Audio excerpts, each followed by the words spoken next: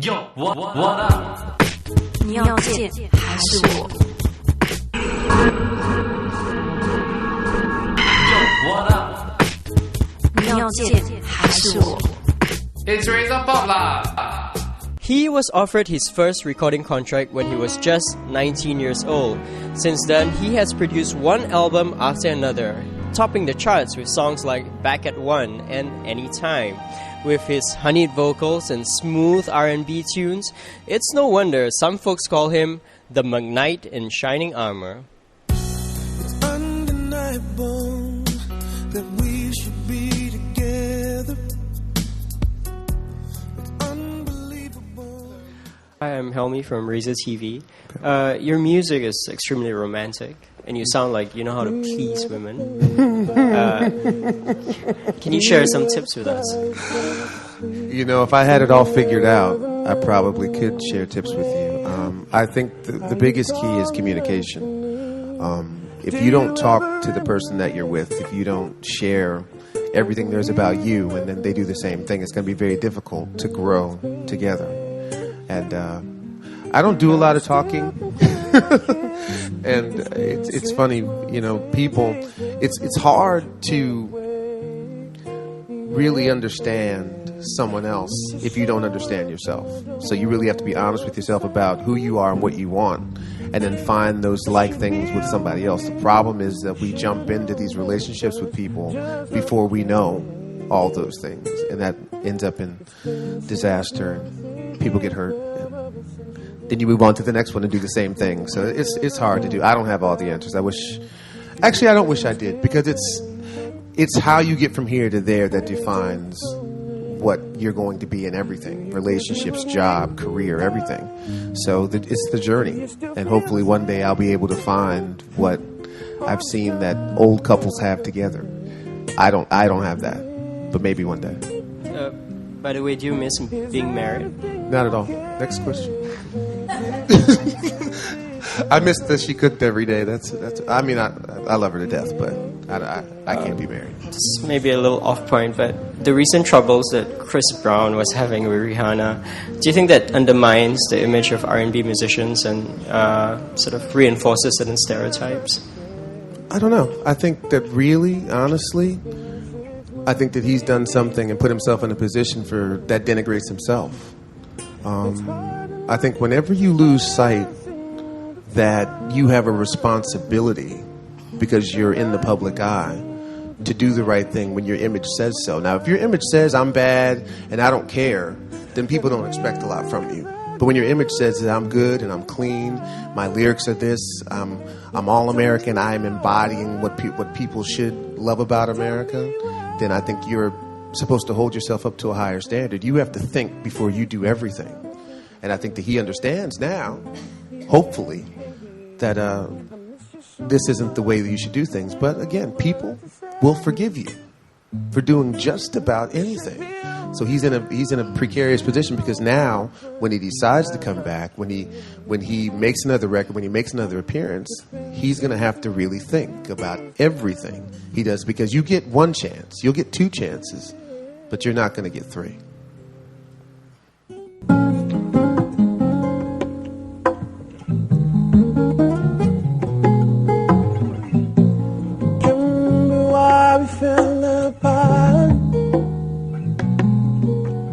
Something that was so meant to be.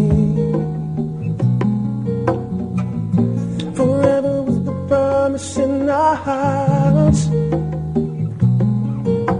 Now more and more I wonder. Oh, wow, if I knew that, I'd have found her by now. I don't know. Because I'm difficult to deal with. It's like right now, I'm married to my career. So to find someone who's going to understand that and be okay with that she's going to play second not only to my career, but to my children and their career, that's going to take a very special individual, because I'm not going to be everything that I can be right now. And if you can understand that and not be on my back about that every single day, then maybe it's possible. It's too easy to say, okay, goodbye, because I got things to do.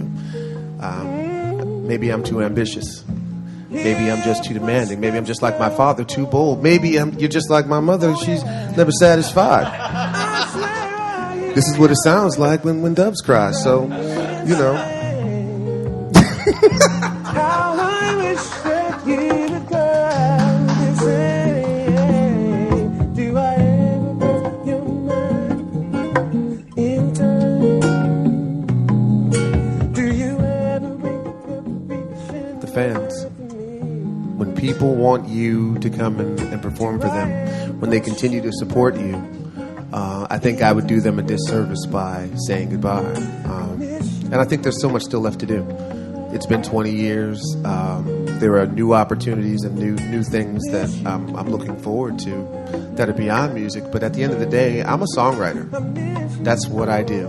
That's what I was put here to do. And I'll never stop doing that no matter what else happens. And the day that people say, hey, Brian McKnight's coming to town, and they go, I don't know. Then maybe I'll stop then. But it hasn't happened yet. So I'm going to continue.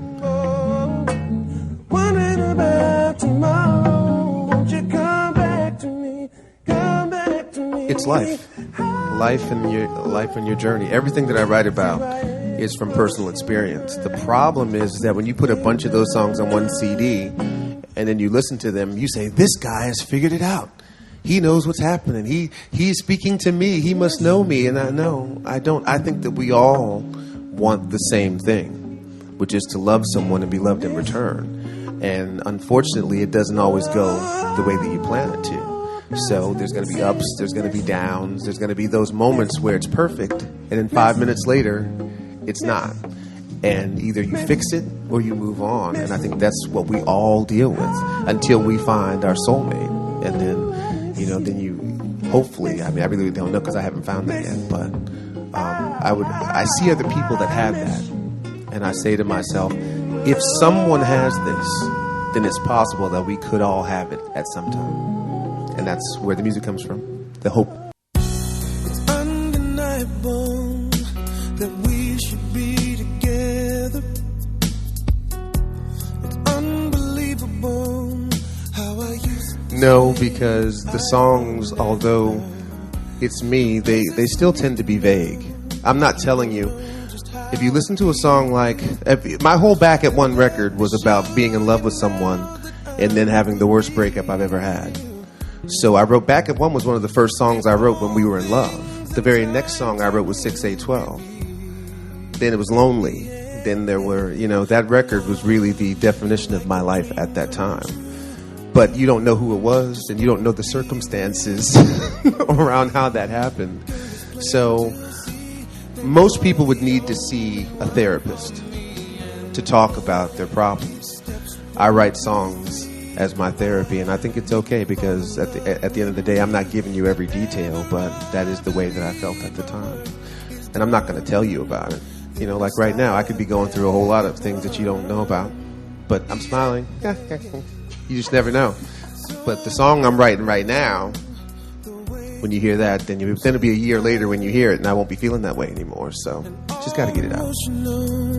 Once you know what it's all about, an undesirable. Lionel Richie told me when I was 19 to not listen to critics, to not listen to magazines or worry about accolades, that the fans will dictate to you how well you're doing and where you need to go. So listen to them and continue to write great music.